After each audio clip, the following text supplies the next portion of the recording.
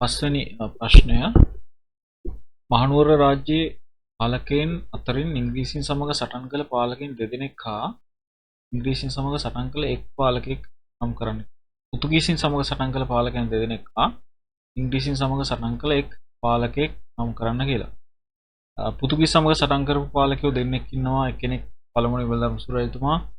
ඔහු දන්තුරේ සටන සහ බලන සටන කියන සටන් දෙක සිදු කරා. ඊළඟට අපි දන්න සුප්‍රසිද්ධ සටන සිදු වුණු රන්දෙනිවල සටන සහ ඊළඟට ගන්නරුව සටන සිදු වුණේ දෙවනි රාජසිංහ රජු සම්බන්ධයෙන්.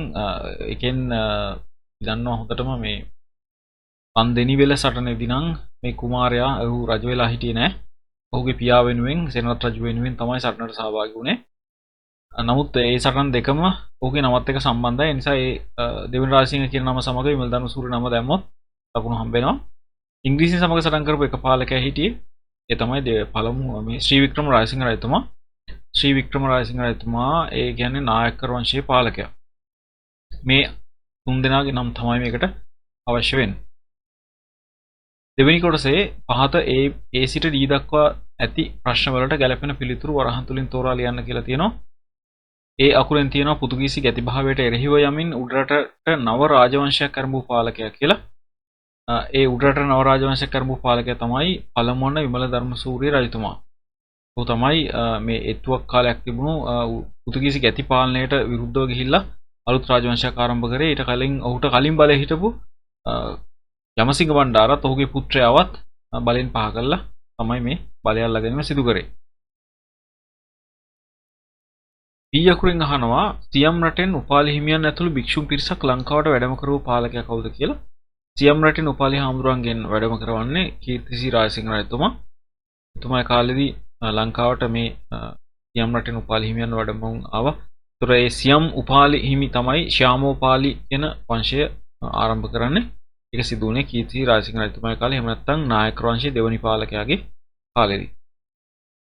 මහනුවර පරිපාලන ක්‍රමය යටතේ ගම්භාරව සිටි නිලධාරීන් කවුද කියලා අහනවා. ගම්භාරව සිටි නිලධාරීන් තමයි අපි විධානයවරු කියලා කියන්නේ. පහළම ඒකකයේ වශයෙන් ගම භාරව හිටියේ විධානයවරු. අධිකාරම්වරුන්ගේ රාජ්ඥා ප්‍රාදේශීය නිලධාරීන් අතර රැගෙන ගිය නිලධාරියා තමයි කටුපුල්ලේ කියලා කියන්නේ. ඔහු තමයි අර වේවැලක් අතේ ඇතුව නේද අර කෙලවරක් රවුම් කරපු අනිත් පැත්තේ රිදීවිල්ලක් ගහපු වේවැලක් අතේ අරගෙන ඔහු තමයි නිලධාරීන් අතර මේ පරිඩ හුමාරු කරපු කෙනා මැසෙන්ජර්. ඔහුගේ අපි හඳුන්වන්නේ ඔහුව කටුපුල්ලේ කියලා. මහනුවර රාජධානී පරිපාලන ක්‍රමය සංවිධානය වී තිබූ ආකාරය පැහැදිලි කරන්න කියලා කියනවා. මහනුවර පරිපාලනය හරිම කියන්නේ අපිට පැහැදිලි විස්තර ගන්න පුළුවන් මෙන්න මෙහෙම. මේකේ ප්‍රධාන කොටස් දෙකකට බෙදලා තිබුණා. එකක් තමයි මහාවාසල යටතේ සිදුණු ඒ කියන්නේ රජුරු යටතේ ඍජුව සිදුණු පාලනය කියලා කියන එක. මහාවාසල යටතේ සිදුණු පාලනය. දෙවෙනි එක තමයි රටවසම කියලා කියපු පාලනය. එතකොට මේ මහාවාසල සේවය කියලා කියප එකෙන් රජු ඍජුවම අධීක්ෂණය කරපු කොටසක් තිබුණා. ඔහු විසින් මේ සියල්ල අධීක්ෂණය කරනවා. ඒ කියන්නේ රටේ පරිපාලනයට සම්බන්ධ සියල්ල ඔහු අධීක්ෂණය කරා. ඒ සඳහා ඔහුට සහාය වුණු නිලධාරීන් හිටියා. ප්‍රාදේශීය නිලධාරීන් සහ ඔහුගේ සමීපතමෙන්. එතකොට ඒ අය යොදාගෙන රජු මේ අධීක්ෂණ කටයුතු සිදු කරා. ඒක මහාවාසල සේවය වශයෙන් හඳුන්වනවා. ඒකෙදි රජුට අත්නොමතිකව හෝ ඒකාධිපතික වශයෙන් කටයුතු කරන්න හැකියාවක් තිබුණේ නැහැ. මොකද ඔහු අනිවාර්යයෙන්ම රාජ සභාවෙන් විමසිය යුතුයි. ප්‍රාදේශීය නායකයන්ගෙන් එකම ලේකම්වරුන්ගෙන් එකම ඔහුගේ අධිකාරම්වරු දෙදෙනාගෙන්. ඒ කියන්නේ පල්ලේ ගම්පහ අධිකාරම් සහ ඉහළ ගම්පහ අධිකාරම් කියන එක්කෙනාගෙන්. එතකොට ඒ දෙදෙනාගෙන් විමසන්න ඕන. ඒ දෙදෙනා ඇතුළ රාජ සභාවෙන් විමසන්න ඕන. ඒ රාජ සභාවේ හිටියා අපි මේ ඔය සාමාන්‍යයෙන් එයාගේ ඒ දෛනික කටයුතු වලට උපදෙස් දෙන පිරිසක් රජතුමාගේ දෛනික කටයුතු වලට. ඒතර ඒකට ඉන්නවා මේ බද්දේ කාර්යාංශවල හිටපු ඉන්න ලේකම්වරු බද්දේ ඒ කියන්නේ මහ බද්දේ ලේකම්මගේ ඒ වගේ බද්දේ ලේකම්වරු කට්ටිය ඉන්නවා. එක මහ ලේකම්වරයා කියන අපි ඔහු හඳුන්වපුවාන රජුරුවන්ගේ ලේකම් රජතුමාගේ ලේකම් වශයෙන් හඳුන්වන්න පුළුවන්. ඔහු ඉන්නවා එකම අධිකාරම්වරු දෙදෙනා ඉන්නවා. එකම දිසාවේවරු සහ රට කියන එකකේ බාර හිටපු රටේ රාලා නැත්නම් රටේ මහතුරු කියලා කියමු. ඒ අය ඉන්නවා. ඔවුන්ගෙන් විමසලා තමයි මෙයා කටයුතු ටික කරන්නේ. එතකොට රාජ සභාවේ ඒ නිලධාරීන්ගෙන් අහන නිසා රජුරෝ අත්නොමතිකව කටයුතු කරන්න පුළුවන් කෙනෙක් වශයෙන් සලකන්නේ නැහැ. ඊළඟට රටවසම කියලා කියන්නේ රටේ ප්‍රාදේශීය නායකයන් නැති නැත්නම් ප්‍රාදේශීය පාලකයන්ට සිදුණු පරිපාලන කටයුතු. ඒකෙදී රට ඒ කියන්නේ සමස්ත මේ උඩරට රාජධානිය බෙදලා තිබුණා දිසාව නිසා රටව කියලා ඒකක ගණනාවකට. එතකොට එතනින් දිසාවෙන් 9ක් සහ රටවල් 11ක් තිබුණා. එතකොට ඒ රටවල් 12ක්. එතකොට ඒ වායේ හිටපු නිලධාරීන් රටේ රාළ ඊට පස්සේ දිසාවනි විභාරව දිසාවේ ඔවුන් තමයි ඒ ප්‍රදේශවල පරිපාලන කටයුතු මෙහෙයුවේ. එතකොට මේ ඒකක 21ක් වශයෙන් ඒ කියන්නේ රටවල් 12ක් සහ දිසාවනි 9ක් වශයෙන් තිබුණු කොටස. එතකොට ඒවා රජතුමාගේ අධීක්ෂණය යටතේ තමයි මේවා කෙරෙන්නේ. නමුත් ඒවා පරිපාලන කටයුතු සිදු කරේ අර කියන දිසාවිවරු සහ රටේ රාළලා විසින්. ඉතින් ඔය විදිහට තමයි මහනුවර පරිපාලන කටයුතු ප්‍රධාන වශයෙන් විස්තර කරන්න පුළුවන්කම තියෙන්නේ. එතකොට ඒ සියලුම පරිපාලන කටයුතු ඉහළින් මේ ධම්ම අධීක්ෂණය කරේ රජතුමා කියලාත් මතක තියාගන්න ඕන. ඊළඟ පළමුව විමල ධර්මසූර රජතුමා මහනුවර රාජධානිය ආරක්ෂා කිරීමට ස්ථාවර කිරීමටත් කටයුතු කළ ආකාරය කරුණු තුනක් ඇසුරින් විස්තර කරන්න කියලා කියනවා. මේකෙදි පළමුව විමල ධර්මසූර කියලා කියන අලුත් රාජවංශයක ආරම්භකයෙක්. ඔහුගේ පියා තමයි වීරසුන්දර බණ්ඩාර කියලා කිව්වේ. මේ රජුගේ බලයට ආපු වෙලාවෙම ඔහුට අභියෝග රැසකට මුහුණ දෙන්න සිදු වුණා. එතකොට ඔහු ඒ අභියෝග රැස පාලනය කරගෙන කොහොමද මහනුවර නගරය ආරක්ෂා කරේ, මහනුවර රාජධානිය ආරක්ෂා කරේ, ඒකම රාජ්‍ය ස්ථාවර කරන්න කටයුතු කරේ කොහොමද කියලා තමයි මේකේ සාකච්ඡා කළ යුත්තේ. කරුණු තුනක් අවම වශයෙන් මේකට පාදක කරගන්න වෙනවා. එතකොට මේකෙදි මේ රජුරෝ මුලින්ම මේ රාජධානිය ආරක්ෂා කරන්න ඔහුට තිබුණු ප්‍රධාන අභියෝග දෙක වුණු සීතාවක සහ පෘතුගීසි අභියෝගයන් පරාජයටපත් කළා. ඒකම ඔහු මහජනතාවගේ සහයෝගය දිනා ගැනීම සඳහා පක්ෂපාතීත්වය දිනා ගැනීම සඳහා මුලින්ම ඔහුගේ නම ආගම වගේ වෙනස් කරගත්තා. ඔහුගේ නම බෞද්ධ නමක් බවට පත් කරගත්තා. ඊට කලින් තිබුණු කොනප්පු බණ්ඩාර කියන නමත් නෙමෙයි. ඊටත් පසුව ආපු බෞද්ධ ඉස්ම නාමය වුණු ඕස්ට්‍රියාවේ දොන් ජුවන් කියන නාමය පවා අතහැරලා ඔහු විමල ධර්ම සූරිය කියන බෞද්ධ නාමය ගත්තා. ඒකම ඔහු බුද්ධහම වැළඳගත්තා. කතෝලික ආගම අතහැරලා දැම්මා. ඒකම ඔහු දළදා මාලිගාව ඉදිකිරීමට මුල පිරුවා. ඒකෙන් තවත් ඔහුට පිළිගැනීමක් ලැබුණා. ඊට අමතරව ඔහු කුසුමාසන දේවී විවාහ කර ගැනීම හරහා රාජ්‍යත්වය සම්බන්ධ නීතිමය උරුමයක් ඔහුට සාම්ප්‍රදායික උරුමයක් ඔහුට හිමි වුණා. ඒ නිසා එතෙන්දී රාජධානියේ ආරක්ෂාව සහ ස්ථාවරත්වයට ඔහු යම්කිසි පියවර කීපයක් තිබ්බා කියලා අපිට කියන්න පුළුවන්. ඒකම රාජධානිය ස්ථාවර කරගන්න නම් මේකේ ආර්ථික ස්ථාවරත්වයක් හදාගන්න ඕන. ඒ සඳහා මේ මහනුවර රාජධානිය රටක් ඇතුලේ තියෙන තවත් රටක් වශයෙන් ඔහු සංවර්ධනය කරා කියලා තමයි කියන්නේ. ඒකෙදි මේ මහනුවර රාජධානියට අවශ්‍ය කරන ජනතාවට අවශ්‍ය කරන බොහෝ දේවල් ඔහු විසින් ඒ ප්‍රදේශය ඇතුළෙම නිර්මාණය කර නිෂ්පාදනය කරන්න අවශ්‍ය කටයුතු කරා. විශේෂයෙන්ම ඉන්දියාවෙන් මෙතුවක් ගෙන්නපු කපුරෙදි වෙනුවට මහනුවර ප්‍රදේශයේ කපු වගාව දියුණු කරවලා කපු නිෂ්පාදනය වැඩි දියුණු කරා. ඒකම කපු නිෂ්පාදනයට අමතරව අපි දන්නවා පිළිමතලව්වේ පිත්තල කර්මාන්තය, ඊට පස්සේ හපුවිද ලාක්ෂා කර්මාන්තය, ඒකම දුම්බර පැදුරු කර්මාන්තය, මාතලේ වෙඩිලුණු කර්මාන්තය, එකම රට පුරාම ඒ ප්‍රදේශය පුරාම වාණි කර්මාන්ත ශාලා 179ක් ආරම්භ කරා කියලා කියනවා.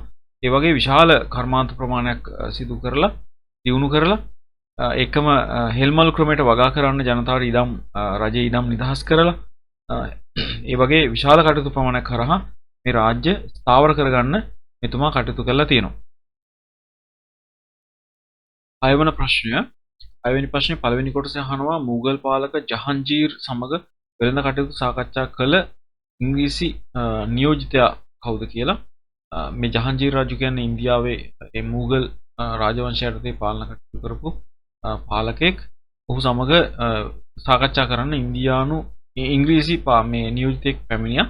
ඔහුගේ නම තමයි මෙතන අහන්නේ. ඒ නියෝජිතයා තමයි විලියම් හොකින්ස් කියලා කියන්නේ. විලියම් හොකින්ස් තමයි ජහන්ජීර් කියන මුගල් පාලකයා සමග වෙළඳ කටයුතු ගැන සාකච්ඡා කරන්න ආවේ. බී අකුරෙන් අහන ලන්දේසීන් හා ඉංග්‍රීසින් ගැටුමක් ඇති කරගත් අග්නිදිග ආසියාතික දූපත මොකක්ද කියලා.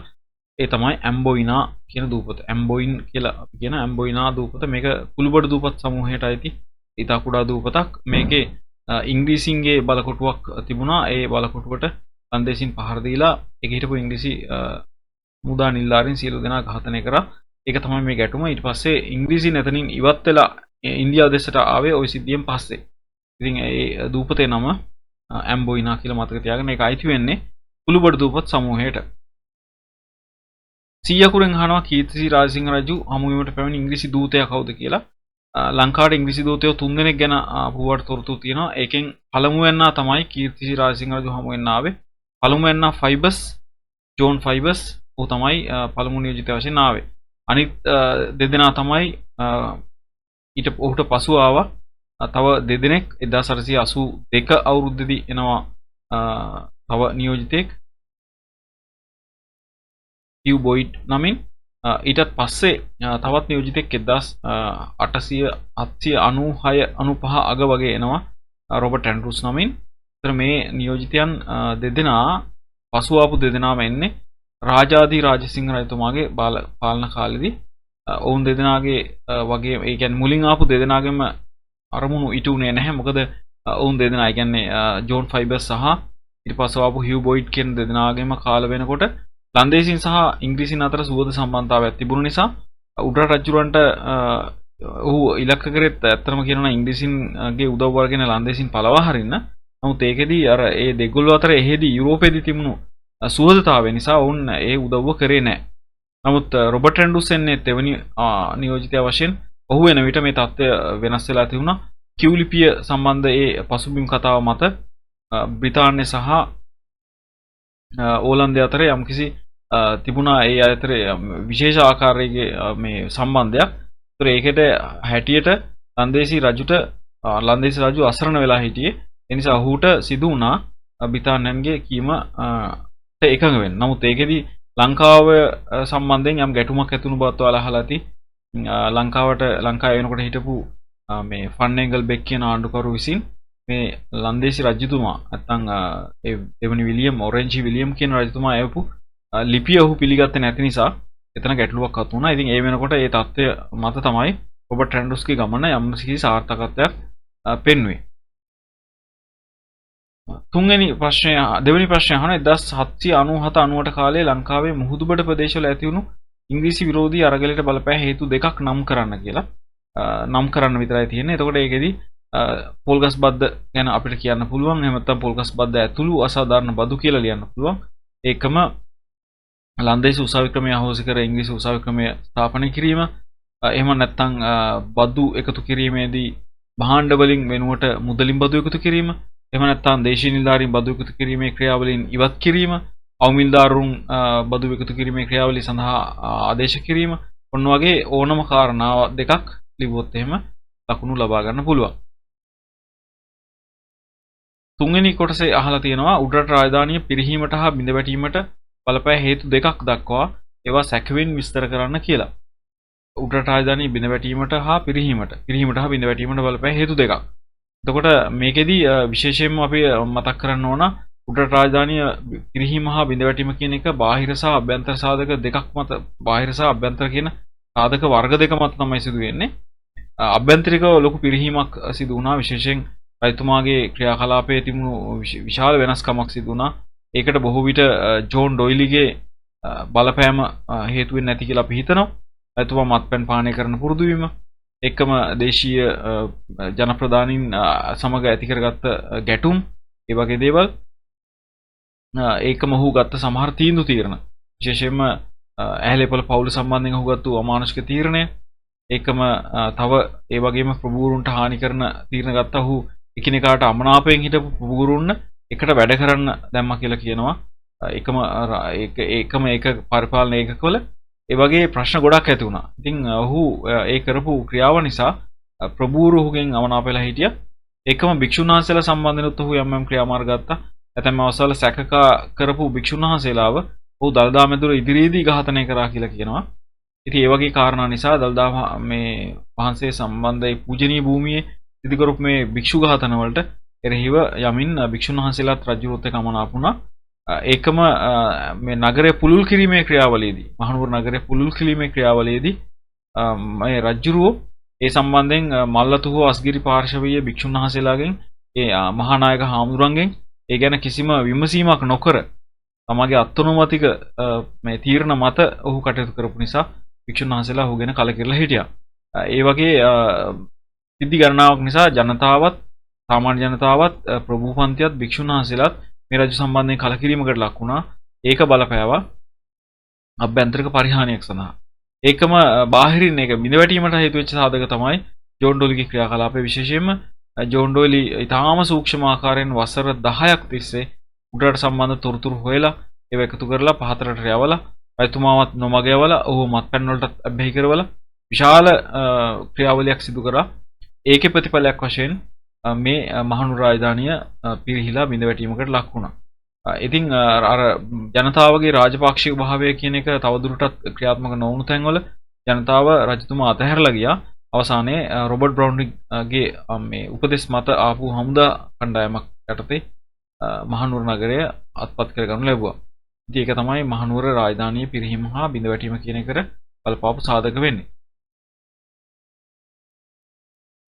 1818 බ්‍රිතාන්‍ය විරෝධී අර සටනට බලපෑ සාධක තුනක් නම් කර විස්තර කරන්න කියලා කියනවා.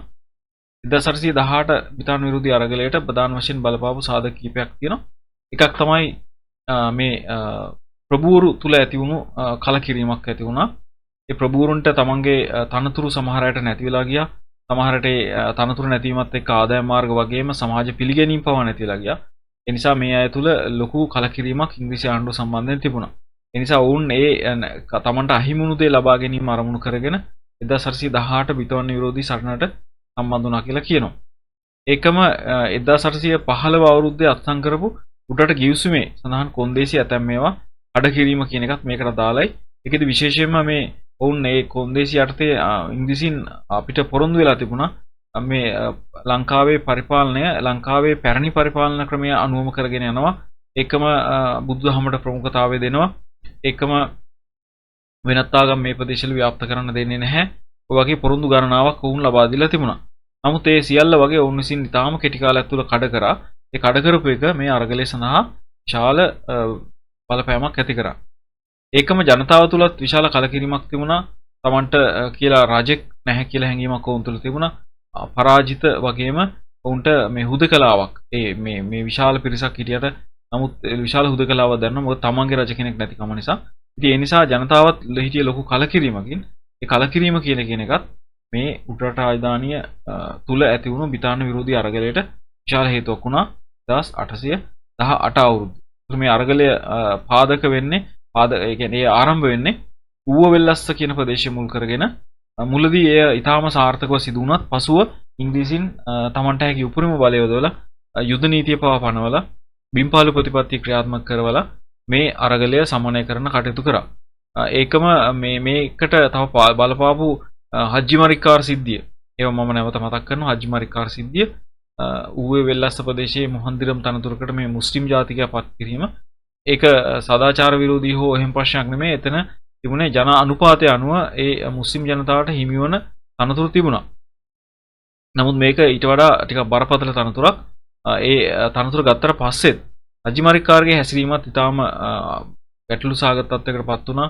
විශේෂයෙන් බදු එකතු කිරීමේදී ඔහු සිංහල ජනතාව වැඩිපුර පීඩාවට පත් කරමින් මුස්ලිම්වරුන්ට වැඩිපුර අවස්ථා ලබා දෙමින් බදු එකතු කිරීමේ කාර්යය නිරත වුණා කියලා කියනවා. ඒවා මූලාශ්‍රව තියෙනවා. ඔන්න ඔය කාරණාත් මේකට බලපාලා තියෙනවා. කෙසේ නමුත් අවසානයේදී මේ ගොඩක් අයට ජීවිත අහිමි වුණා. මුලින්ම හජ්ජි මරික්කාරට පවා ජීවිත අහිමි වුණා. ඒකම බ්‍රිතාන්‍ය ජාතිකයන් විශාල පිරිසක් මේකෙදි මිය ගියා කියලා කියන ආසන්න වශයෙන් 1000කට ආසන්න ප්‍රමාණයක්. ඊට පසුව මේ ඌවැල්ලස ප්‍රදේශයේ නිරායුධ ජනතාවත් 10000ක් විතර මේකෙදි මිය ගියා කියලා තොරතුරු තියෙනවා. ඉතින් එහෙම බැලුවම පස්සේ මේ විශාල මේ අරගලයේ විශාල ජීවිත හානියක්, දේපල හානියක් සිදු වුණා. නමුත් අවසානයේදී මේකට නායකත්වය දීපු කැප්පෙටිපොළ අධිකාරම එක්කම මඩුගල්ලේ දිසාව වගේ අයගේ පවා ජීවිත අහිමි වුණා. ඒ නිසා මේක සාමාන්‍යයෙන් සාර්ථක අරගලයක් වශයෙන් පිළිගන්න බෑ. බ්‍රිතාන්‍ය බලය තවදුරටත් උඩට මේ ස්ථාවර වීම විතරයි මේකෙන් සිදු වුණේ. 7 වෙනි ප්‍රශ්නයේ පළවෙනි කොටස පහත A B හා C ප්‍රශ්න වලට අදාළ නිවැරදි පිළිතුරු ලියන්න කියලා කියනවා. ඒ අකුරෙන් තියෙනවා ලන්දේසීන් ලංකාවේ වතුවගාවක් වෙන්න ඕන මේක. වතුවගාවක් ලෙස ආරම්භ කළ භෝගය මොකක්ද කියලා. ලන්දේසීන් ලංකාවේ වතුවගාවක් වශයෙන් ආරම්භ කරේ කෝපි වගාව, කුරුඳු වගාව සමාන කුරුඳු වගාව. ඔවුන් තමයි ලංකාවේ වතුවගාව ආරම්භ කරපු ජාතිය වශයෙන් විදේශී ජාති වශයෙන් සැලකන්නේ. ලංකාවේ විශේෂයෙන්ම නිර්ත දිග සහ මේ බටහිර පැත්තට බරව වෙරළබඩ තීරයට ආසන්න ප්‍රදේශවල විශාල කුරුඳු වතු පවත්වාගෙන ගියා කියලා කියනවා. විශේෂයෙන්ම කොළඹ කුරුඳුවත්ත, කදිරාන, ඇවරිවත්ත, සීදුව එකම කල්තු දිස්ත්‍රික්කේ පවා විශාල ප්‍රදේශයක කුරුඳු වගාව ඔවුන් විසින් ප්‍රචලිත කරලා තියෙනවා. බී අකුරෙන් අහනවා මෙරට මුල් කාලීනව කැපිපෙනුණු වතුකම්කරු නායකයා කවුද කියලා. මේක ලංකාවේ මුල් කාලීන කැපිපෙනුණු වතුකම්කරු නායකයා තමයි නටේසර් අයියර් කියලා කියන්නේ. ඔහු මේ සමකාලීනව හිටපු ඒ ගුණසිංහ මහත්මයා නාගරිකම්කරුන්ගේ නායකයා වශයෙන් පත්වන විට නටේසර් අයියර් තමයි වතුකම්කරුන්ගේ නායකයා වශයෙන් කටයුතු කළේ. ස්වදේශික ජනතාව අතර වැඩි වශයෙන් ජනප්‍රිය වූ වතු වගාව මොකක්ද කියලා අහනවා. ස්වදේශික ජනතාව අතර වැඩි වශයෙන් ජනප්‍රිය වුණේ පොල් වගාව. මොකද මේ පොල් වගාව තමයි අපේ කට්ටියට ටිකක් හුරු වෙලා තිබුණේ. ඒ නිසා සාමාන්‍යයෙන් ආසන්න වශයෙන් සමස්ත රටේම තිච්ච පොල් වගා බිම් වලින් 65% විතර අයිතිලා තිබුණේ ස්වදේශිකයන්ට කියලා දැන්ට තොරතුරු තියෙනවා. ඒතොර ඒ අනුව වඩාත්ම ජනප්‍රිය වුණු මේ වතු වගාව වෙන්නේ පොල් වතු වගාව. දෙක කොටසෙන් අහන මුල් කාලීනව මෙරට කෝපි වගාව වර්ධනය වීමට බලපෑ සාධක දෙකක් සඳහන් කරන්න කියලා. කෝපි වගාව ව්‍යාප්ත වෙන්න බලපාපු සාධක දෙකක් කීපයක් තියෙනවා. එකක් තමයි ලංකාවේ කරපු පර්යේෂණ වලින් විශේෂයෙන් අපි දන්නවා ගම්පොල්ල සිංහපිටිය ප්‍රදේශයේ කරපු පර්යේෂණ ගැන. ඒකෙදි ජෝර්ජ් බර්ඩ් ගේ පර්යේෂණ වලදී හොයාගෙන තුන ලංකාවේ හොඳම කෝපි වර්ග වගා කරන්න පුළුවන් කියලා. ඉතින් මේ හොඳම කෝපි කියන්නේ ඉහළම ආදායමක් ලැබෙන කෝපි වර්ගයක් නිසා මේ කෝපි වගාවෙන් ලැබෙන ආදායම මත කෝපි වගාවේ ව්‍යාප්තිය සහ ඒකේ වර්ධනය සිදු වුණා කියලා අපි විශ්වාස කරනවා. ඒතර ඒකත් එක සාධකයක් වුණා. ඊට අමතරව කෝපි සඳහා ශ්‍රම සපයා ගැනීමේදී තිබුණු අඩු මුදලට ශ්‍රමය සපයා ගැනීමේ හැකියාව කියන්නේ ඉන්දියානු වතුකම්කරුවන් ඊටාම අඩු මුදලට මේ සඳහා ශ්‍රමය සැපයුවා. ලාංකික කම්කරුවෙකුට වඩා 50% විතර අඩුවක් ඒ ඉන්දීය වතුකම්කරුවන්ගෙන් ශ්‍රමය ලබා ගැනීමෙත් ගෙවන්න සිදුුනේ 50%ක වගේ මේ ගෙවීමක්. ඒතකොට ඒ නිසා ඒකත් බලපෑවා මේ වතු වගා දිනුවට. එකම ලන්ඩන් බදු සහනය කියලා අපි හඳුන්වන ලන්ඩනේ වෙන්ද මේ වරායේ එතකොට අපේ රටෙන් ගෙනියපු කෝපි වලට විශාල බදු සහනයක් ලැබුණා. ලන්ඩන් බදු සහනය. ඒකත් බලපෑමක් ඇති කරා මේ කෝපි වගේ වර්ධනයට. ඒකම මේකට යට කරන්න ඕන නැත්නම් අපි කියනවා මේ ආයෝජනය කළ යුතු මුදල අඩුයි. නමුත් විශාල මුදලක් උපයා ගන්න පුළුවන්. ඒ නිසා අඩු ආයෝජනයකින් වැඩි මුදලක් උපයා ගන්නට හැකියාව මතත් මේක ජනප්‍රිය වුණා. ඒකම යුරෝපයේ රටවල් ගණනාවක් කෝපි පානය සඳහා පුරුදු වීම, හුරු වීම, නැඹුරු වීම කියන සාධක බලපෑවා මේ කෝපි වගාවේ අභිවෘද්ධිය සිදුවෙන. තුන්වෙනි කොටසේ කෝල්බුක් කැමරන් ආණ්ඩුක්‍රම ප්‍රතිසංස්කරණය මෙරට වතු වගාවේ උන්නතියට හේතු වූ ආකාරය පිළිබඳ කරුණු තුනක් යටතේ විස්තර කරන්න කියලා කියනවා. කෝල්බුක් කැමරන් ආණ්ඩුක්‍රම ප්‍රතිසංස්කරණය කියන්නේ දරුවනේ අපේ රටේ සිදුවුණු පළමු බ්‍රිතාන්‍යයන් රටේ සිදුවුණු පළමු ආණ්ඩුක්‍රම ප්‍රතිසංස්කරණය 1833 ක්‍රියාත්මක වුණේ. 1929 අවුරුද්ද විතර ලංකාවට ආපු කෝල්බුක් සහ කැමරන් දෙදෙනාගේ සභා මේ මූලිකත්වයෙන් යුතු ඒ කොමිසම විසින් ලංකාවේ සාක්ෂි විමසීමකින් අනතුරුව ඔවුන් ලංකාවෙන් ආදායම ලබා ගන්නා ක්‍රම ගැන පර්යේෂණයක් කරා, හොයා බැලුවා, විමර්ශනය කළා. ඒකෙදි ඔවුන් තීරණය කරා ලංකාවේ වතු වගාව ව්‍යාප්ත කරන එක තමයි ලංකාවෙන් ආදායම ලබා ගන්න තියෙන හොඳම ක්‍රමය කියලා. ඒ අනුව ඔවුන් තමගේ ප්‍රතිසංස්කරණ යටතේ මේ වතු වගාවේ උන්නතියට හේතු වන ආකාරයේ කරුණු කීපයක්ම ඒකට ඇතුළත් කරා.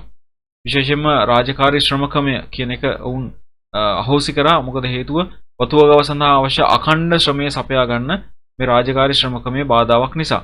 රාජකාරී ශ්‍රමකමය යටතේ ඕනම පුරවැසියෙක් වැඩ කළ හැකි වයසේ පුරවැසියෙක් වසරකට නිශ්චිත දින ගණනක් පමණක් නොමිලේ රජයට සේවය කළ යුතුයි.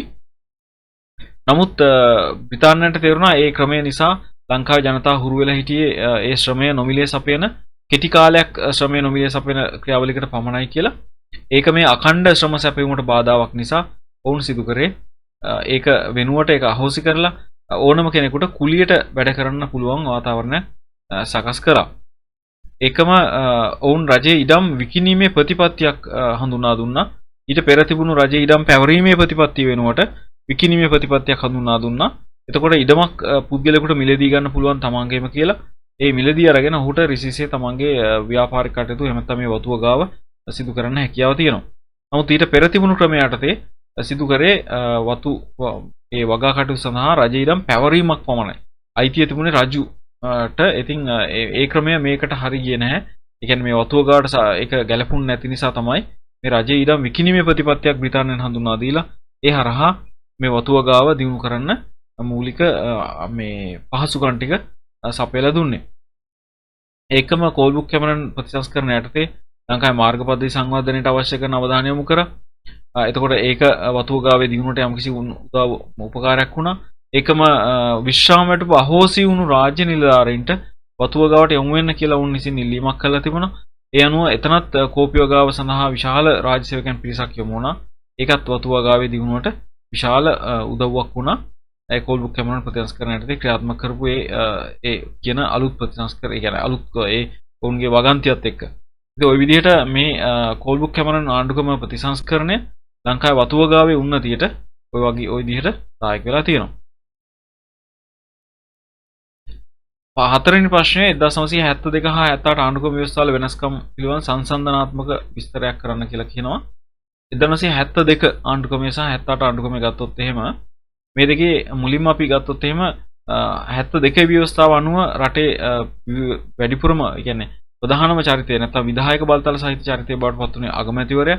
නමුත් 78 ව්‍යවස්ථාව යටතේ ඒක විධායක ජනාධිපතිවරයා දක්වා ඒක වෙනස් වුණා. එකම 72 ව්‍යවස්ථාවේදී ජාතික රාජ්‍ය සභාව ලෙස හඳුන්වපු ව්‍යවස්ථාදායක සභාව 78 දී පාර්ලිමේන්තුව කියලා නම් කරා. පාර්ලිමේන්තුව කියන නමින් නම් කළා. ඒකත් මේකේ වෙනස්කමක්. ඒකම 72 ව්‍යවස්ථාව යටතේ තිබුණු මූලික මිනිස් අයිතිවාසිකම් සරල විග්‍රහය වෙනුවට 78 ව්‍යවස්ථාවේදී මේක පුළුල් විග්‍රහය දක්වා වර්ධනය කරලා තිබුණා. ඒකම 1972 ව්‍යවස්ථාවේ තිබුණු අධිකරණ පද්ධතිය 78 අවුරුද්දේ ආණ්ඩුක්‍රම ප්‍රතිසංස්කරණ යටතේ තරමක් පුළුල් බලතල සහිත අධිකරණ පද්ධතියක් වශයෙන් සංවර්ධනය කරලා තිබුණා. ওই විදිහට තමයි 72 සහ 78 අවුරුදු වල ආණ්ඩුක්‍රම ප්‍රතිසංස්කරණ වල වෙනස්කම් වශයෙන් අපිට දක්වන්න පුළුවන් වෙන්නේ. ඉන්පස්සේ ප්‍රශ්න පත්‍රයේ ලෝක ඉතිහාසයේ කොටසට අපි යමු වෙනවා. මේක තුන්වෙනි කොටස ලෙස නිවැරදි විය යුතුයි. මේක දෙවෙනි කොටස කියලා මුද්‍රණ දෝෂයක් තියෙනවා. ඒකේ යටතේ 8 වෙනි ප්‍රශ්නය මින් ප්‍රශ්න දෙකෙන් එකකට තමයි වල උත්තර ලියන්න ඕන දරුවනේ. 8 වෙනි ප්‍රශ්නේ තියෙනවා කාර්මික විප්ලවයේ පළමු කොටම ඇති වූ ක්ෂේත්‍ර තුන. මේකේ මම හිතන්නේ ප්‍රශ්නේ යම්කිසි සංශෝධනයක් වෙනවා නම් හරි ක්ෂේත්‍ර තුන කියන එක ගන්න පුළුවන් අපිට ගැටලුවක් නැහැ. ඒක හරි. නමුත් බොහෝ විට අහන්නේ මේක කර්මාන්ත තුන කියලා අහන්න පුළුවන්. එතකොට කර්මාන්ත සහ ක්ෂේත්‍ර කියලා දෙකක් වෙනවා. එතකොට කර්මාන්ත තුන කියලා ඇහුවොත් එහෙම ගල්ලංගුරු කර්මාන්තය, යකඩ හා වාණේ කර්මාන්තය, ඊට කලින් මුලින්ම වේශ කර්මාන්තය කියන එක ලියන්න ඕන. ඔන්න කර්මාන්ත තුන තමයි ඒ කර්මාන්ත වශයෙන් සැලකන්නේ. ක්ෂේත්‍ර ගත්තොත් එහෙම අපි දන්නවා ඒක යනවා ප්‍රවාහන ක්ෂේත්‍රය, sannivedana ක්ෂේත්‍රය, කෘෂි කාර්මික ක්ෂේත්‍රය කියන ක්ෂේත්‍ර තමයි මේකට අදාළ වෙන්නේ. එතකොට ක්ෂේත්‍ර කියලා ඇහුවොත් මේ ක්ෂේත්‍ර ටික ලියන්න. කර්මාන්ත කියලා ඇහුවොත් එහෙම කර්මාන්ත ටික ලියන්න. දෙවෙනි කොටසේ අහනවා කාර්මික විප්ලවය බ්‍රිතාන්‍යයෙන් ආරම්භ වීමට තුඩු දුන්න හේතු දෙකක් ලියන්න කියලා. බ්‍රිතාන්‍යයෙන් ආරම්භ වෙන්න බලපාපු සාධක ගණනාවක් තියෙනවා. එකක් ඔවුන්ගේ ඔවුන් සතු තිබිච්ච අතිරික්ත ධනය. ඒ කියන්නේ අපි කියනවා ප්‍රාග්ධනය යොදවන්න හොඳ හැකියාවක් ඔවුන්ට තිබුණා. විශාල අතිරික්ත ධනයක් ඔවුන් සතු තිබුණා. ඒ කියන්නේ හදිසියවත් මේ පර්යේෂණාත්මක අත්හදා බැලීම සඳහා යොදවපු මුදල් ඔවුන්ට අහිමි වුණත් පාඩුවක් නැති වෙන ගානටම ඔවුන්ට මුදල් තිබුණා.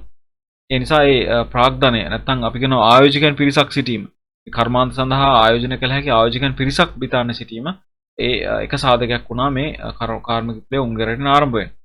ඒකම ඔවුන්ට විශාල ඉල්ලුමක් විශාල වෙළඳපොළක් තිබුණා. මොකද ඔවුන්ට හිරුණ බසින අධිරාජ්‍ය කියලා අපි හඳුන්වන දැවැන්ත අධිරාජ්‍යයක් තිබුණා. ඒ අධිරාජ්‍ය පුරාම තිබුණු සියලුම රටවල් එක්ක ඔවුන් ඊටාම තමන්ට වාසිදායක ගිවිසුම් වලට ගිහිල්ලා තිබුණා. විශේෂයෙන්ම තමන්ගේ රටට පිටින් වෙනත් රටක් සමග ගනුදෙනු කරන්න එපා වගේ ගිවිසුම් වලට. ඒ නිසා මේ යටතීතල ජනතාව සියලුම දේවල් ඉල්ලුවෙත් සියලුම දේවල් විකුණුවෙත් බ්‍රිතාන්‍යයට පමණයි. ඒ නිසා බ්‍රිතාන්‍යයට මෙතන පුළුල් වෙළඳපළක් නිර්මාණය වෙලා තුනා. ඒ කියන්නේ හොඳ ඉල්ලුමක් තිබුණා. ඒ ඉල්ලුමත් බලපෑවා කාර්මික විප්ලවය උන්ගේ රටෙන් ආරම්භ වෙන්න. එකම දේශපාලන ස්ථාවරත්වය, එකම දැනුම තියෙන පිරිසක්, කාර්මික දැනුම තියෙන පිරිසක් සිටීම, අමුද්‍රව්‍ය පහසුවෙන් සපයාගත හැකි ආකාරයට උන්ගේ ලන්ඩන් නගරය සකස් වී තිබීම, ඒකම රට පුරා පැතිරී ගිය විශාල මාර්ග පද්ධතියක් තිබීම, මොන වගේ ගොඩක් සාධක මත තමයි මේ කාර්මික විප්ලවය කියන එක මුලින්ම බ්‍රිතාන්‍යයෙන් ආරම්භ වෙන්නේ.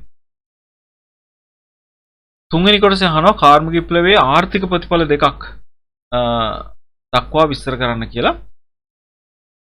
කාර්මික විප්ලවයේ ආර්ථික ප්‍රතිඵල ගත්තොත් එහෙම අපිට මුලින්ම කියන්න පුළුවන් දෙයක් තමයි මේ වෙළඳ හා වාණිජ කටයුතු කියන එක මේ ආර්ථික ක්ෂේත්‍රයේ පෙරමුණ ගැනීම කියන එක.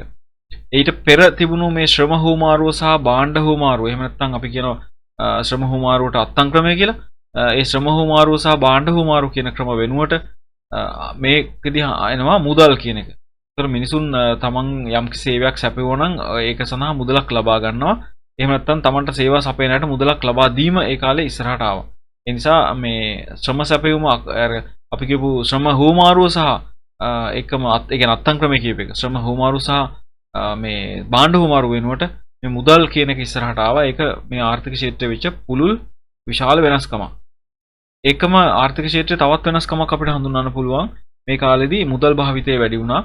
බැංකු කටයුතු තවදුරටත් වර්ධනය වුණා. බැංකුකරණය විශාල වශයෙන් වර්ධනය වුණා. ඒකම පෞල් ව්‍යාපාර කියලා ව්‍යාපාර ආරම්භ වුණා. මොකද එක් පුද්ගලයෙකුට විශාල ක්ෂේත්‍රයක් සඳහා මුදල් ආයෝජනය කරන්න බැරි තත්ත්වයක් එනකොට වුන් කලේ තවත් පිරිසක් හවුල් කරගෙන පෞල් ව්‍යාපාර වශයෙන් මේ ව්‍යාපාර ආරම්භ කිරීම. ඒකම බහුජාතික ව්‍යාපාරත් ඒ හරහා ආරම්භ වුණා. තමන්ගේ රටෙන් බාහිර ප්‍රදේශවල පවා තමන්ගේ ව්‍යාපාරයේ ශාඛා විවෘත කළා. විශාල ප්‍රදේශයක පැතිරුණු ලෝකෙ පුරාම පැතිරී ගිය ව්‍යාපාර බවට පත් වුණා. ඒවා අපි බහුජාතික සමාගම් වශයෙන් බහුජාතික ව්‍යාපාර වශයෙන් හඳුනන්න පුළුවන්. ඔන්න වගේ දේවල් තමයි මේ කාර්මික විප්ලවය විසින් ඇති කරපු ආර්ථික ප්‍රතිඵල වශයෙන් අපිට ගන්න පුළුවන්. හතරවෙනි කොටසේ අහනවා කාර්මික විප්ලවයේ සමාජයට හා පරිසරයට ඇති කළ බලපෑම් කරුණු තුනක් අසුරින් විස්තර කරන්න කියලා. කාර්මික විප්ලවයේ සමාජයට විශාල බලපෑමක් එල්ල කරා. විශේෂයෙන්ම අපි දන්නවා මේ කාලේ ජනතාවගේ ජීවිතය තාම සංකීර්ණ වීමත් එක්ක පවුලේ සියලු දෙනාම රැකියාවලට යන්න පෙළඹුණා. ඒ හරහා පවුලේ ඒ බැඳීම් ක්‍රමානුකූලව ලිහිල් වෙන්න පටන් ගත්තා. ඒ අම්මා තාත්තා ඒ සහ සහෝදර සහෝදරියෝ කියන බැඳීම් ටික ටික ලිහිල් වෙලා උන් අතර දුරස්ත භාවයක් ඇති වෙන්න ගන්නවා. ඒකම ධාරක සමාජානුයෝජනය නැත්නම් දරුවන් සමාජගත කිරීමේ ක්‍රියාවලිය කියන එක බොහෝ දුරට අඩපණ වුණා.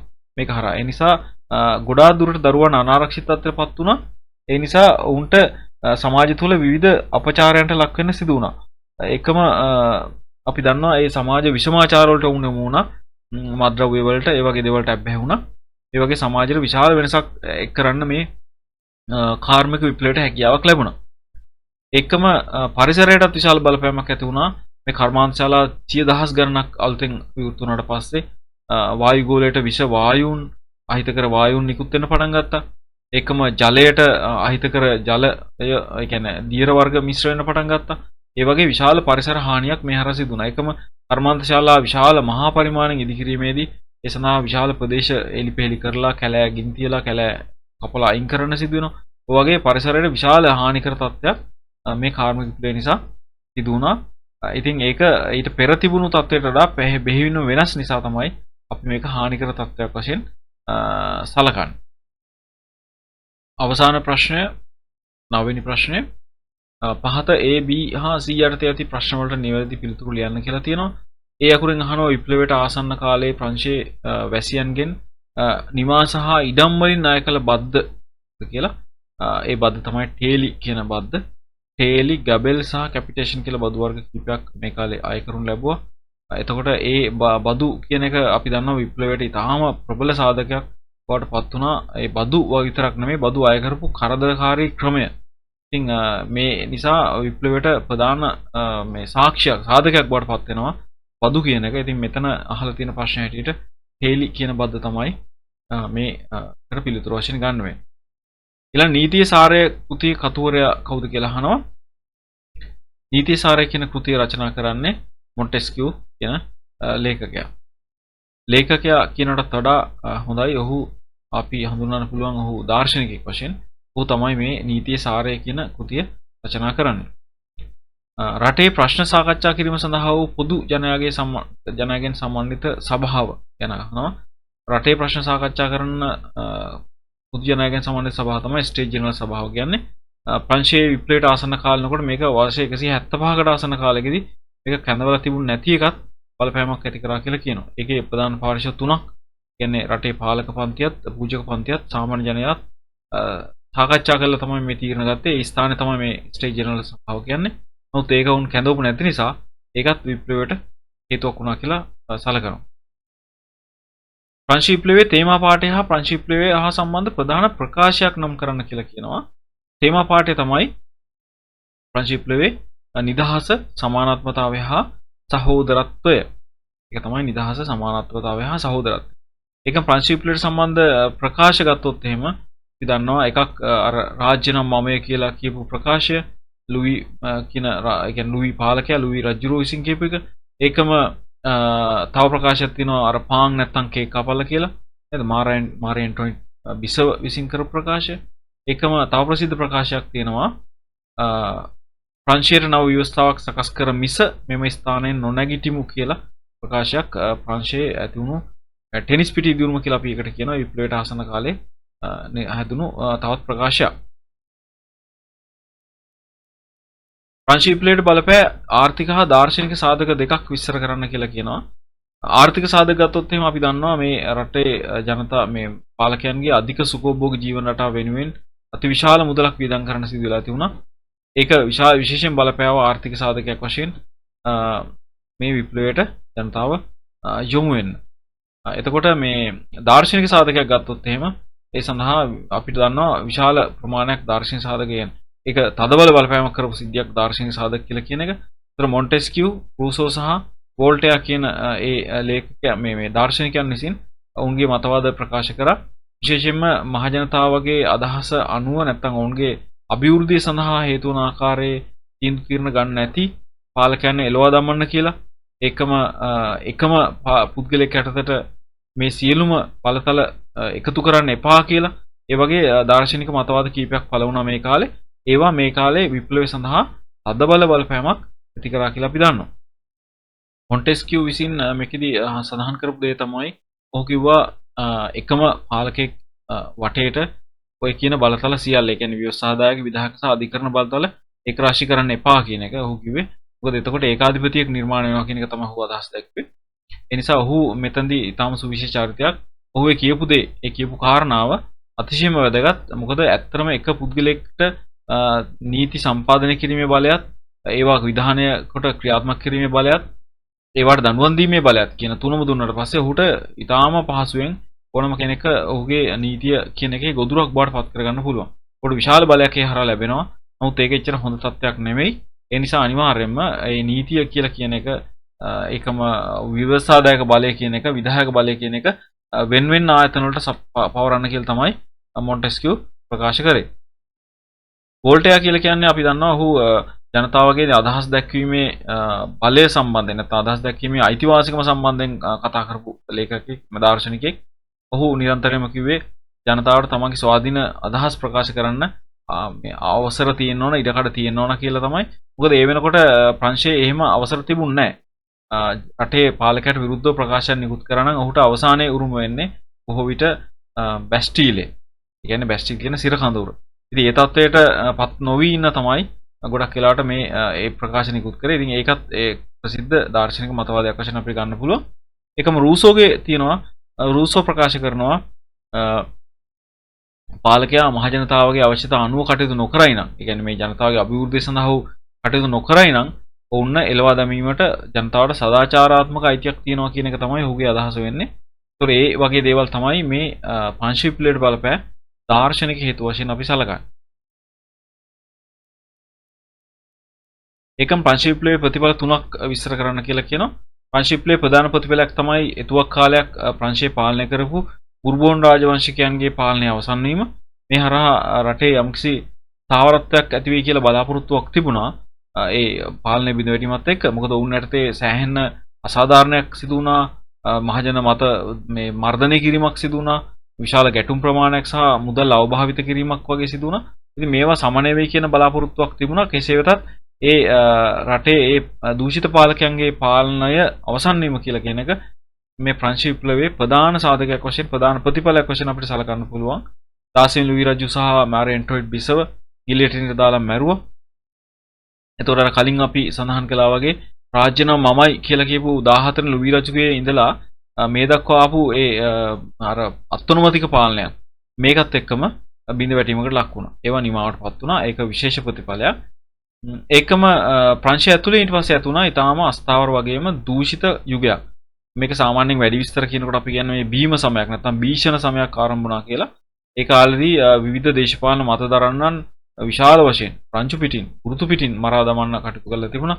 ඉතින් මේ බීම සමය නැත්නම් භීෂණ සමය කියලා කියන එක ඇතුලේ ප්‍රංශයට ලොකු අවිනිශ්චිත අනාගතයක් නිර්මාණය තත්ත්වයක් තිබුණේ. නමුත් හොඳ වෙලාවකට වගේ නැත්නම් මේ ජනතාවගේ අවස්ථාව නිසා උන්ගේ අර අපි කියනවා යම් කිසි දෙයක වාසනාවක් වෙන්නේ නැති නැපෝලියන් බලයටපත් වුණා.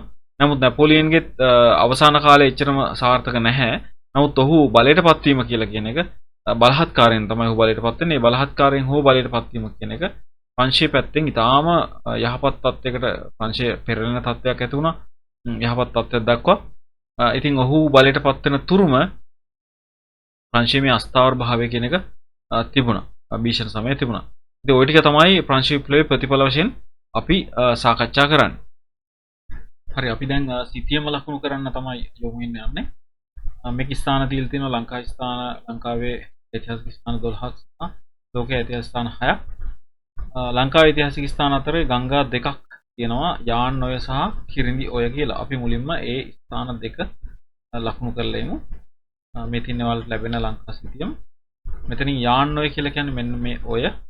යාන් ඔය ලකුණු කරනකොට අපිට පුළුවන් මේ ගඟ දිගේ සමාන්තරව නම ලියන්න පුළුවන් මේ ඉර කැපෙන්නේ නැති වෙන්න. ඒ කියන්නේ ගඟේ ඉරට කැපෙන්න අකුරු ලියන්න එපා. මේකට සමාන්තරව ලියන්න පුළුවන්. එහෙම නැත්නම් ඊතලයක් ගහලා පිටතින් ලියන්නත් පුළුවන්. එතකොට වඩා හොඳ වෙන්නේ හැබැයි මේ පිටතින් ලියන එක. මොකද ඇතැම් අවස්ථාවල අපි මෙතන ඉඳන් මේ නම ලියන්න ගියාට පස්සේ මේ ආශ්‍රිත තව ස්ථානයක් අපිට ලකුණු කරන්න ආවොත් අපිට පොඩි පැටලිල්ලක් එන්න පුළුවන්. ඒ නිසා හොඳම දේ තමයි අපි පිටතින් ලියන එක. මුලින්ම ඒකේ නම ලියලා ඉමු.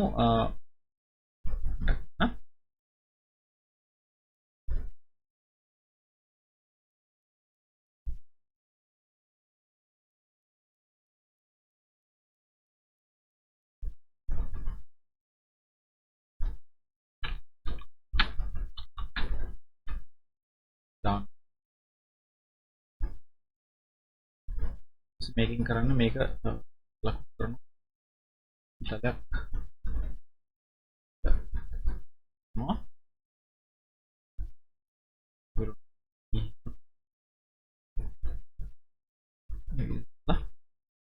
මේක පෙන්වන්න පුළුවන්.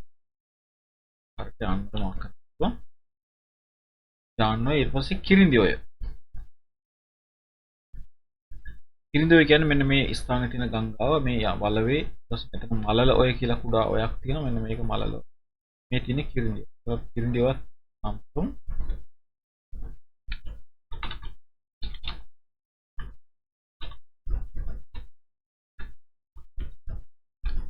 කිරිඳි. ඒකත් ඉස්සෙල්ලා එක වගේම අපි ඊතලේ පුළුවන්.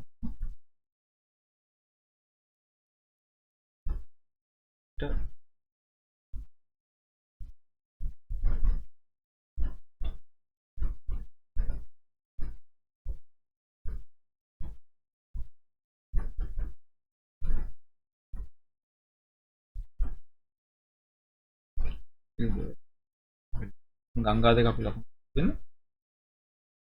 ඊට පස්සේ අපි බලමු තව ස්ථාන මොනවද? සලාවත්වල සහ මඩකලපු වරාය දෙකක් තියෙනවා.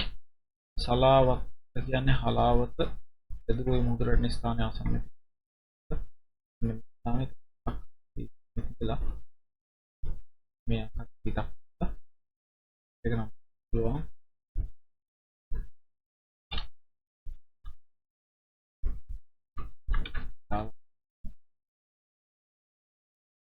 පැහැදිලි ස්ථානයක නම ලියවෙන්න ඕන අනිවාර්යයෙන්ම. පැහැදිලි තැන කියන්න. පැහැදිලි ලියන්න. ඊළඟ මඩකලපුව ගත්තොත් එහෙම ලංකාවේ නැගෙනහිරවල තියෙන මෙන්න මේ පැත්තේ. ඒකට අපි ටිකක් කියමු. ස්ථාන කියලා. ඒක මඩකලපුව.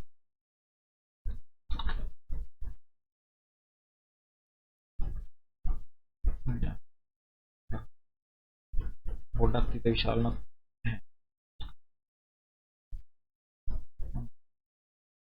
ලවත් අපි වගේම විශාල දැන් පස්සේ තියෙන ස්ථාන දඹදෙණිය සහ රයිගම රාජධානි දෙකක්. දඹදෙණිය සහ රයිගම. මේ දඹදෙණිය ලකුණු කරන්නේ මෙන්න මේ මා ඔය මෙන්න මේ ස්ථානේ. රයිගම ලකුණු කරන්න අපි මේ කුළු ගඟ තියෙනවා. කුළු ගඟට පොඩ්ඩක් මෙන්න මේ දෙක නම් කරමු.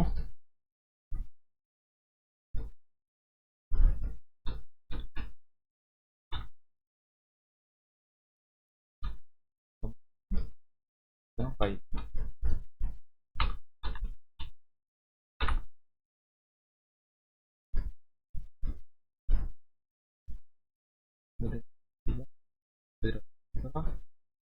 ඊට පස්සේ තියෙනවා කලාවැව සහ මිනිපේ අමුණ වාරි කර්මාන්ත සම්බන්ධ ස්කන්ධයක් කලා වැව සහ මිනිපේ අමුණ ඉතින් කලා ඔය තියෙනවා අපිට මේක වර්ණ කරොත් ලේසි කොහොමද කරගමු නැකලා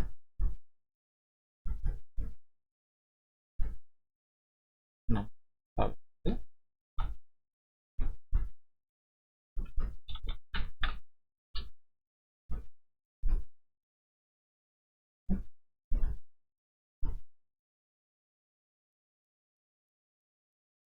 සාමාන්‍ය අපි මේ අතර ලියන්න ඕන මේ කියනකොට මේ ලේක් එහෙම කියන්නේ කෙලින් අතර මේ වගේ කියන එක තමයි වඩා. ඒතකොට ඉඩකඩ තියෙන තැනක කියනවා. ඉතින් ඔන්න වගේ කලබලයක්. වර්ණ කරලා තියෙන නිසා ඒක අඳුර ගන්න පුළුවන් මේ තමයි. මිනිපේ අමුණ අහලා තියෙනවා. මිනිපේ අමුණ තියෙන මෙන්න මේ ස්ථාන. ඒතර අමුණක් ලකුණු මේ අපි කරන්නේ සාමාන්‍යයෙන් මේ ගඟ හරහා පොඩි කෙටි ඉරක් අඳිනවා. පොඩි කෙටි කැලක් වුණා වගේ. ඒක තමයි මිනිපේ අමුණ.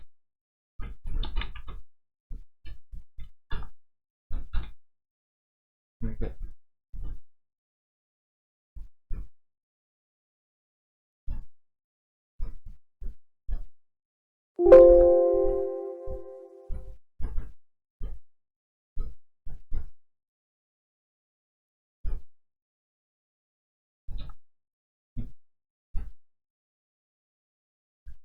ඊට පස්සේ තව අහලා තිබුණා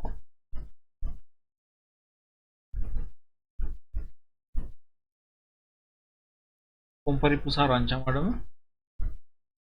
ප්‍රත්‍යක්ෂ ස්ථාන දෙකක් කොම්පරිප්පු අපි ලකුණු කරන්නේ කලාවට ඉහළ පැත්තෙන්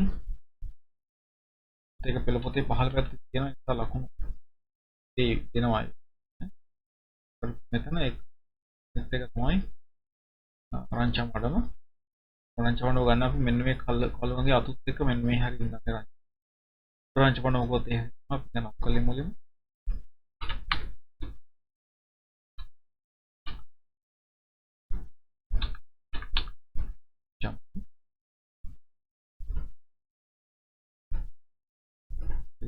Minta yang sabi ko yan. Tema ita.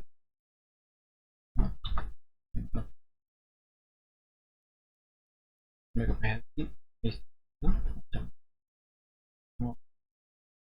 meter pompa.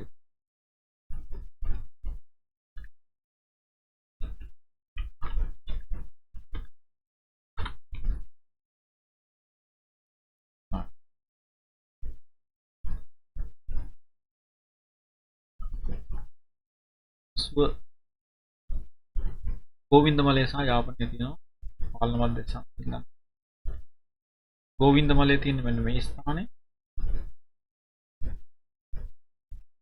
ගෝවින්දමලය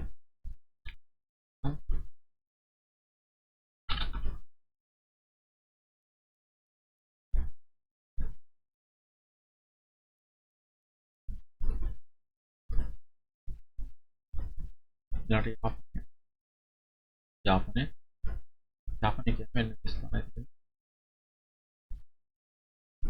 jadi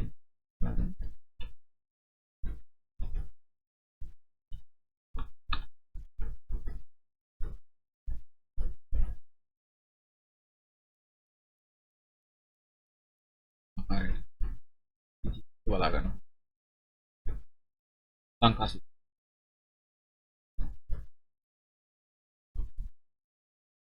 දැන් අපි ලෝක සිතියම ලකුණු කරන්න හදන්නේ මේක අහලා තියෙනවා ඕම්ස් මුදු සංදි සොකොත්‍රා කියන ස්ථාන දෙක ඕම්ස් සහ ඕම්ස් කියලා ඕම්ස් කියලා නම එක ඒක අපි ලකුණු කරන්න මෙහෙමයි මෙන්න මේ ස්ථානය තමයි මේකට තමයි මේ එන්නේ මේ වගේ කඩේරකින් අපිට මේක වක්මු කරන්න පුළුවන්.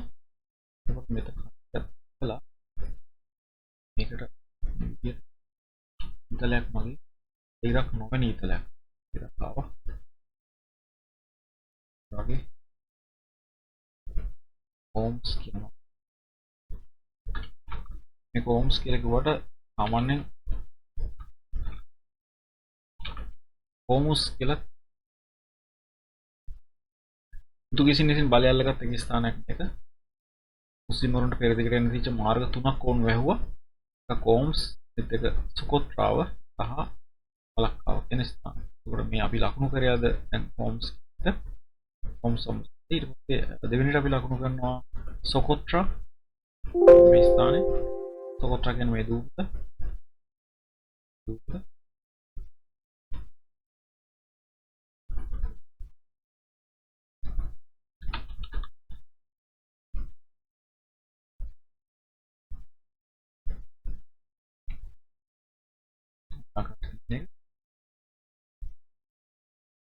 තුන්වෙනි ස්ථානයේ සරයේවෝ කාලයක් ඇවිල්ලා නැහැ මේක ලකුණු කරන්න.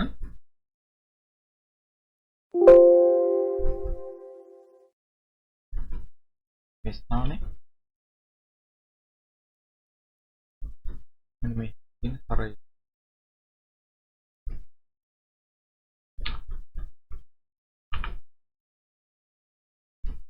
ඉතාලියට ආසන්නයෙන් නමුත් ඉතාලිය නෙමෙයි ඉතාලිය මේ මෙහෙම රේඛාවක් ඇඳුත් මෙන්න මේ හැරි ඉඳලා ඔන්න වගේ ඇඩයකට තමයි රේඛාව අඳින්න වෙන්නේ. ඒ රේඛාවේ තමයි සරය ඉන්නේ. චිවෝ සරය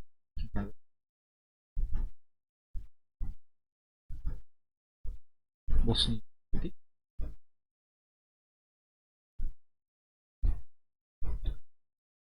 ඊළඟ ස්ථානය කරිකාල් ඊළඟට මලයාර් ප්‍රදීපේ ලිස්බන් කියන කරිකාල් කියලා කියන්නේ ඉන්දියාවේ ස්ථානයක්. කරිකාල් තියෙන ස්ථානේ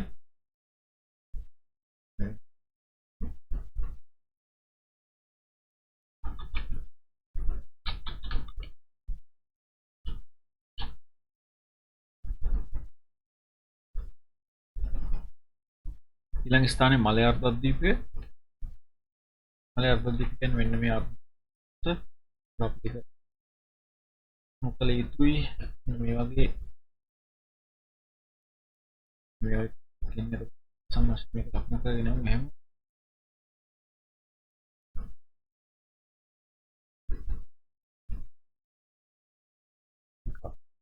වගේ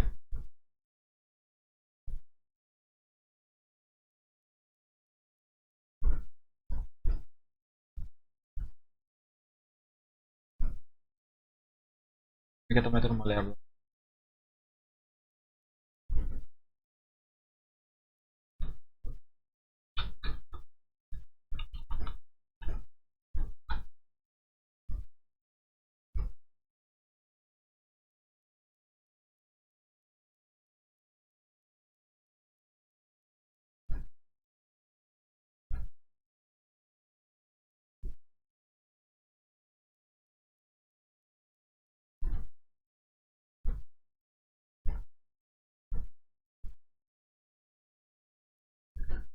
පසුව තියෙනවා ලිස්බන් කියන්නේ පුත්පාලයා ගන්න.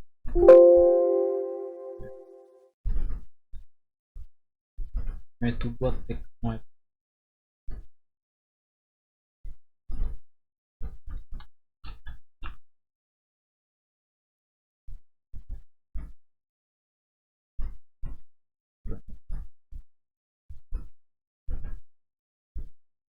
තමයි